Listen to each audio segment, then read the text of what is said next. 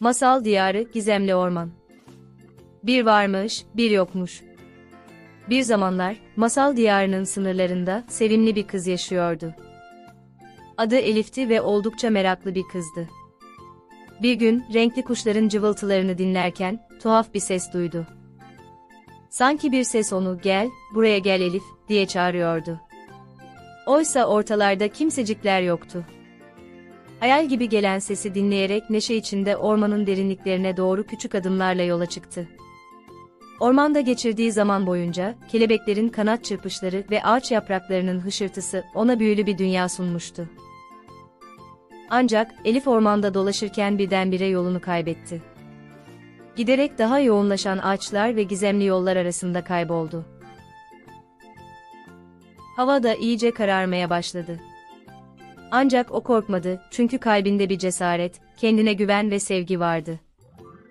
Ayrıca kendisini çağıran o ses, Elif'i hiç yalnız bırakmıyordu. Bu da Elif'e cesaret veriyordu. Fakat neden olduğunu anlayamadığı bir gariplik vardı. Masal diyarındaki herkes onu görünce bir yerlere saklanıyor, kiminle konuşmak istese hemen kaçışıyorlardı.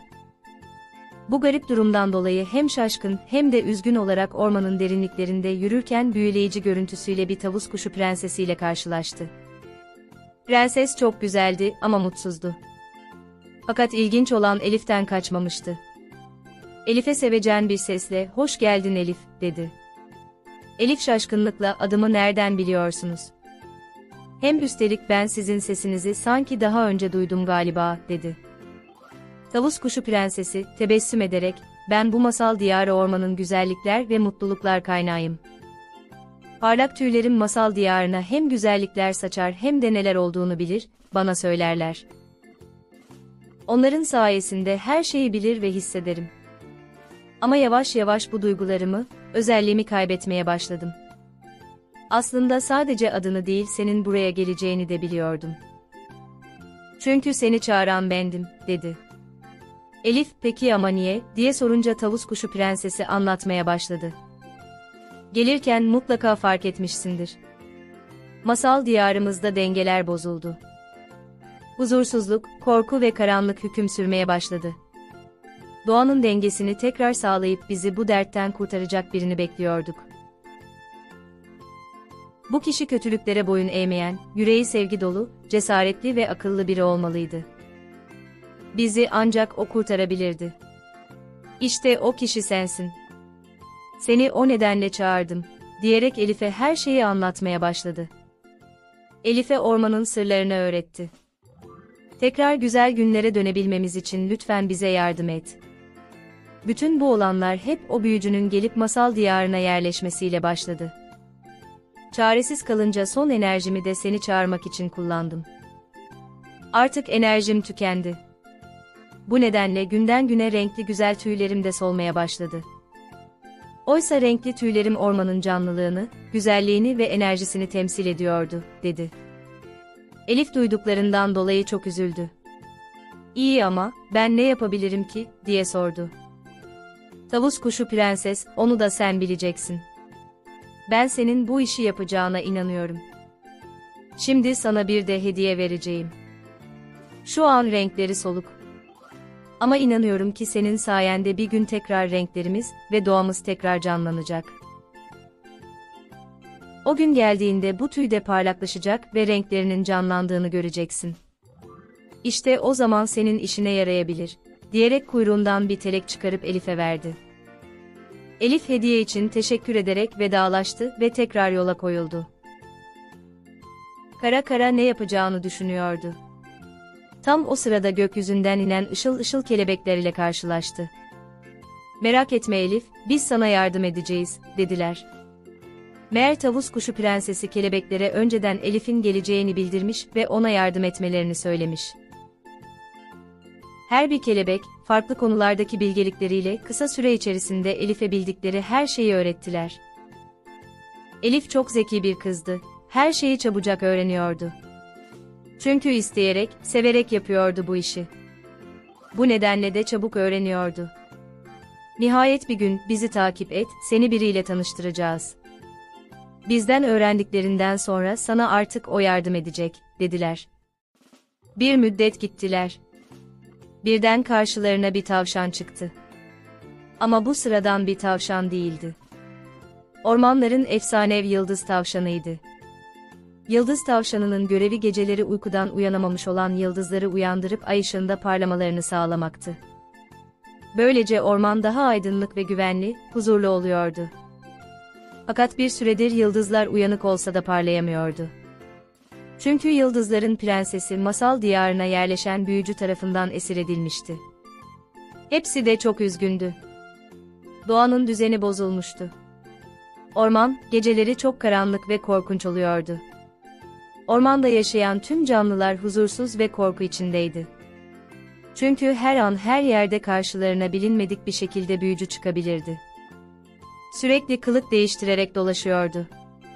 Bu nedenle kimselere güvenleri kalmamıştı. Elif doğanın dengesi konusunda çok hassastı. Bunları duyunca çok üzüldü. Yıldız tavşanına, "O halde neden Yıldız Prensesi büyücünün elinden kurtarmıyorsunuz?" diye sordu. Yıldız tavşan boynunu bükerek, "Biz ondan çok korkuyoruz," dedi. Elif, "Madem siz korkuyorsunuz, o zaman Yıldız Prensesi ben kurtarırım. Büyücüyü nerede bulabilirim?" dedi. Tavşan, "Ben seni oraya götürürüm," dedi ve yola çıktılar. Bir süre yürüdükten sonra karşılarına kocaman bir saray çıktı. Meğer burası büyücünün sarayıymış.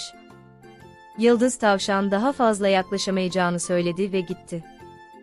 Elif tüm cesaretiyle saraya doğru ilerledi. Tam sarayın kapısına gelince büyük kapı kendiliğinden gıcırdayarak açıldı. Bu ses Elif'i ürkütmüştü ama söz vermişti, bu işi yapacaktı. İçeri girdiğinde büyücüyle karşılaştı. Büyücü ona, "Burada ne işin var, sen kimsin?" diye sordu. Elif, "Benim kim olduğum önemli değil. Esas sen cevap ver, masal diyarını karanlığa hapsetmek ne demek? Orada yaşayanları korkuttuğun yetmez gibi bir de geceleri ışıksız kalmalarına neden olmuşsun. Şimdi hemen Yıldız Prensesi serbest bırakacaksın," dedi. Sevgili çocuklar, masalımızın 1. bölümü burada bitiyor. Masalın heyecanına 2. bölümde devam edeceğiz. Görüşmek üzere, şimdilik sevgiyle, hoşça kalın.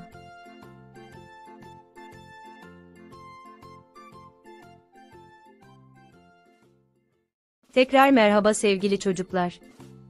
Masalımıza kaldığımız yerden devam ediyoruz. 1. bölümün sonunda kaldığımız yerde, Elif büyücüye Yıldız Prensesi bırakmasını söylemişti. Bakalım neler olacak? Büyücü Elif'in sözlerini duyunca kahkahalarla gülmeye başladı. Üstelik sürekli kılık değiştiriyordu. Bazen erkek, bazen güzel ya da cadı gibi çirkin bir kadın, bazen de ilginç bir yaratık gibi oluyordu. "Sen ne cesaretle benden böyle bir şey istiyorsun, benden hiç korkmuyor musun?" dedi. Elif, "Neden korkacakmışım, sen bana bir şey yapamazsın," deyince büyücü, "Öyle mi, şimdi görürsün sen, seni bir kediye dönüştüreyim de gör," dedi ve Elif'in üzerine bir toz serpip, "Bumbala bol, dumbala dol, hemencecik kedi ol," diye bağırdı. Elif birden beyaz, çok güzel bir kedi olmuştu ama hala konuşabiliyordu. Çok sakin ve korkusuzdu. Telaş ve acele etmenin, düşünmeden söz söylemenin pek iyi bir şey olmadığını biliyordu. Bunu ona annesi öğretmişti. Bu nedenle sakin bir şekilde hiçbir şey olmamış gibi davranması ve bir plan yapması gerekiyordu. Kedi olabildiğine göre, nasılsa sonunda tekrar kendisi de olabilirdi. Bu nedenle hiç korkmuyordu. Sakin bir ses tonuyla, "Aa, çok güzel oldun, teşekkür ederim, beni kedi yaptın, bu kolay bir şey sanırım. Görüyorum ki durmadan kılıktan kılığa giriyorsun ama hiç hayvan olmuyorsun. Kendini bir hayvana da dönüştürebiliyor musun, buna da gücün yetiyor mu?" diye sordu. Büyücü, "Bundan kolay ne var, elbette ben istediğim her kılığa girerim," dedi. Elif, "Hiç inanmıyorum, yap da görelim," deyince, büyücü, "Seyret o zaman," diyerek hemen kocaman bir köpek oldu. "Nasılmış, gördün mü? Bak şimdi de bir ayı olacağım," dedi ve birdenbire büyük bir boz ayı oluverdi. Elif, Tamam gördüm. Ama sen büyüksün, bu nedenle hep büyük hayvan oluyorsun. Galiba küçük hayvan olamıyorsun değil mi?" diye sordu. Büyücü gülerek, "Ha, o da iş mi? Bak şimdi sincap olacağım," dedi ve sincap oldu. Zıp zıp zıplıyordu. Elif mırlayarak, bu da büyük, daha küçük bir hayvan olamazsın sanırım, diye mırıldanmaya başlayınca, büyücü, söyle, ne istersen olurum. O zaman bana iyice inanırsın, dedi. Elif çoktan planını yapmıştı ve işte, planını uygulamanın tam zamanı gelmişti.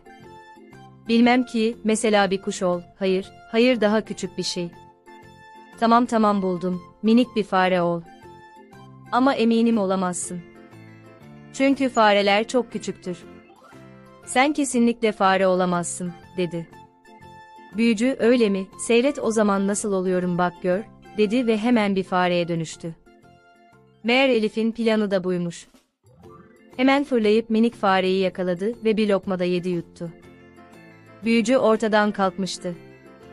O anda büyücünün yaptığı büyüler de kendiliğinden bir bozulmaya başladı. Elif tekrar kendi haline döndü. Akıl, kaba kuvveti ve büyüyü yenmişti. Sarayın kilitli kapıları açıldı. İçeride hapsedilmiş ne kadar hayvan varsa koşarak kaçmaya başladılar. Onların arasında gülerek ve parlayarak gelen Yıldız Prensesi de vardı. O kadar parlak ve güzeldi ki Elif'in gözleri kamaşıyordu. Yıldız Prensesi yaptıklarından dolayı Elif'e çok teşekkür etti. Şimdi gökyüzüne dostlarımın yanına gitmeliyim. Seni unutmayacağım. Her gece sen yatınca pencerenden seni aydınlatıp sabaha kadar seni bekleyeceğim, dedi ve birden kayarak gökyüzüne doğru kaybolup gitti. Kısa bir süre sonra gecenin karanlığı yıldızların parıltısıyla aydınlanmaya başladı. Aynı anda orman, kuşların neşeli şarkılarıyla çınlamaya başladı. Büyücünün sarayından herkes çıkmıştı. İçeride kimse kalmadığını anlayınca Elif de çıktı. Tam o sırada saray birdenbire yıkılıp yok oldu. Olanları anlayan orman sakinleri koşarak Elif'in yanına geldiler. Hepsi de çok mutluydu. Elif'e defalarca teşekkür ettiler. Orman büyücüden kurtulmuş ve tekrar canlı, şen, huzurlu, mutlu günlerine kavuşmuştu. Hepsi gülüp oynuyordu. Her şey çok güzeldi ama Elif biraz mutsuzdu. Bunu gören Yıldız Tavşanı, "Neden üzgünsün?" diye sordu. Elif, "Ailemi çok özledim. Evime gitmek istiyorum ama nasıl gideceğimi bilemiyorum," dedi. Yıldız Tavşanı, "Bu çok kolay. Senin saçına taktığın nedir, ne işe yarar, biliyor musun?" diye sordu. Elif, "Tavus kuşu prensesinin tüyü. O hediye etti," derken, bir de ne görsün, tüyün o kadar parlak ve canlı renkleri vardı ki, ışıl ışıl parlıyordu, tavus kuşunun dediği olmuştu. Yıldız Tavşanı bu tüyün büyülü olduğunu biliyordu. "Madem zor bir durumda kaldın, o zaman gözlerini kapat ve ondan bir dilek dile. O seni evine, ailene kavuşturacaktır. Ama sakın bizi unutma. Olur mu?" dedi. Elif endişeyle tüyü yüzüne yaklaştırdı ve gözlerini kapatarak, "Evime gitmek istiyorum, lütfen bana yardım et," dedi. Bir süre gözleri kapalı bekledi. Bir şey olmamıştı sanki. Üzgün bir şekilde, "Olmadı işte tavşan kardeş," diyerek gözlerini açtı. Bir de ne görsün, evlerinin önüne gelmiş. Gözlerine inanamadı. Etrafındakileri aradı, kimseler yoktu. Hemen koşa koşa eve gitti, içeri girdi. Annesine ve babasına sarıldı. Ailesi onu çok merak etmişti. Nerede olduğunu sordular. Elif, "İnanamayacaksınız, öyle ilginç şeyler yaşadım ki sormayın. Hepsini anlatacağım," diyerek boyunlarına sarıldı. Elif, masal diyarına huzur ve sevgi getirmişti. Ormanın ve masal diyarının yaratıkları, onun cesareti ve yardımseverliliği sayesinde huzura ve mutluluğa kavuşmuşlardı. Ailesine kavuştuğu için çok mutluydu. Onlara masal diyarındaki muhteşem macerasını günlerce tekrar anlattı. Bu deneyim, onun hayatına bir ömür boyu rehberlik etti. Tavus kuşunun tüyünü bir vazoya koyarak çalışma masasının üstüne koydu. Ona baktıkça cesareti ve kendine güveni artıyor, hayatı renkleniyor ve güzelleşiyordu. Gelecek onun için çok güzel olacaktı. Buna inanıyordu. Tavus kuşu prensesi ona, "Sevmek ve sevmenin değerini bilmek, mutluluğun anahtarıdır, sakın unutma," demişti. Her gece penceresinden içeri süzülen Yıldız Prensesi'nin ışınlarıyla huzurlu bir şekilde uyuyordu. Bazen rüyasında kendisini tavus kuşu gibi gördüğü bile oluyordu. Masal diyarındaki sevgi ve mutluluk artık onun yaşam tarzı olmuştu. Bu duygularla mutlu ve gönlünce bir hayat yaşadı. Darısı bu masalı dinleyenlerin başına. Hoşça kalın.